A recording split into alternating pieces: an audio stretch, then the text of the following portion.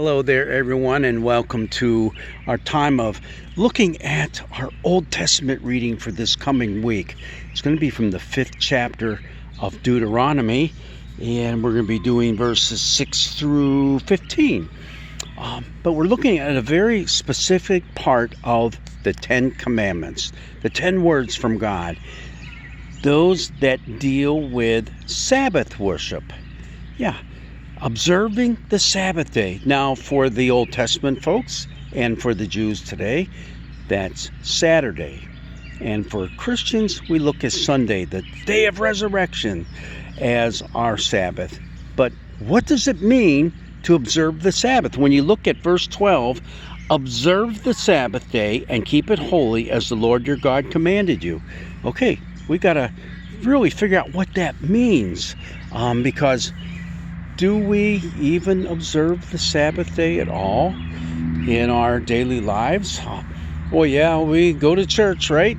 Yep, that's part of it, but is that all of it? We got to think about that. We have to really take a look at what it means. Now, first of all, we have to start just keeping one thing in mind. This is the book of Deuteronomy, the 5th book of the Torah. And Deuteronomy was written as one long speech by Moses before he dies. So he's reiterating the 10 Commandments. And he kind of starts out by saying as such as, kind of remember all these things that God told you, and especially these things. All right. And he goes through the 10 Commandments. But the whole book of Deuteronomy is going over the different laws that God gave for the people to observe once they reach the Holy Land, the Promised Land. All right. So, why is that important? Well, it's because there's a couple of differences between what's written here and the original Exodus chapter 20 view of the 10 Commandments. Some of the wording's a little bit different, and there's an emphasis that's a little bit different. And that's what we have going on today. If you go back to Exodus, and where it talks about remember the Sabbath day, oops, that's it right there. Remember the Sabbath day. Here it's observe the Sabbath day. There's a big difference, folks, between those two words. There's a little more oomph in it coming from the word observe rather than remember. Because remember is a matter of, well, maybe you forgot, and, try a little harder to keep it in mind next time, okay? No, observe means do it. It's more of a command. Observe the Sabbath day. And why? Well, when you look at Exodus, there, the emphasis is more on the why of doing it is because that's when God rested from creation, the 7th day of creation. He looked around, he saw everything was good, and he rested. And that gives us the impetus to rest as well.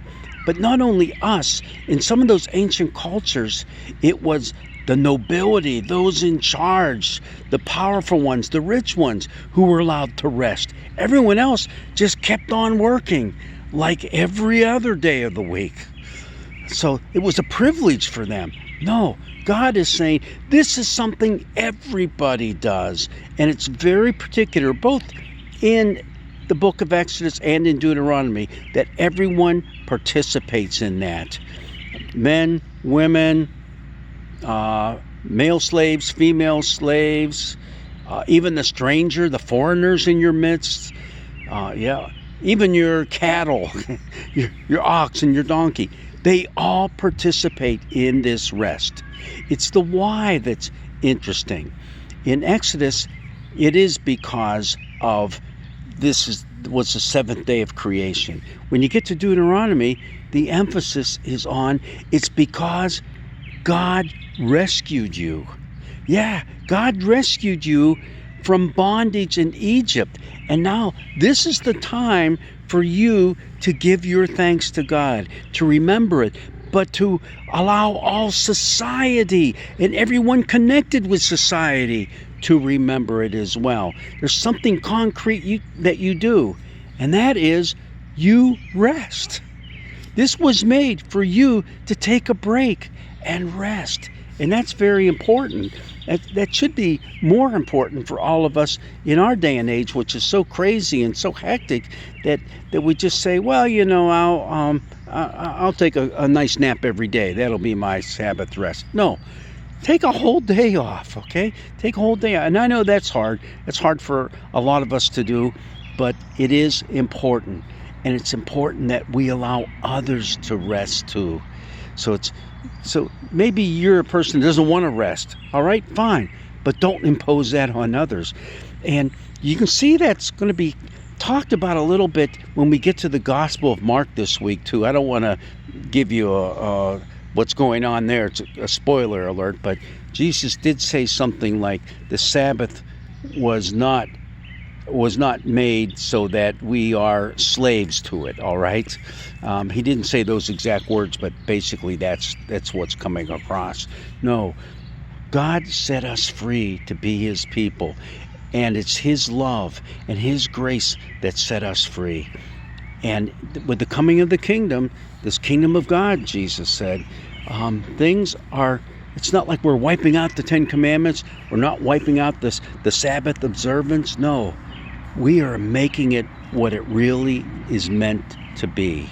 And we'll get to that when we talk more about Jesus and maybe giving a little lesson to the Pharisees on just what Sabbath observance is all about. All right. Well, you know what? It's just so gorgeous. I'm going to sit here and continue listening to all these birds all around me, listen to the kids next door, and watch the snow fly down. I don't know if you can see that on this video. I'm going to take a look at it later, but that's all the cottonwood seeds just flowing everywhere. And it looks like you wake up in the morning and it's all over the cars and the trucks and stuff like that. It's a lot of fun. All right. Well, God bless you and enjoy the rest of your evening.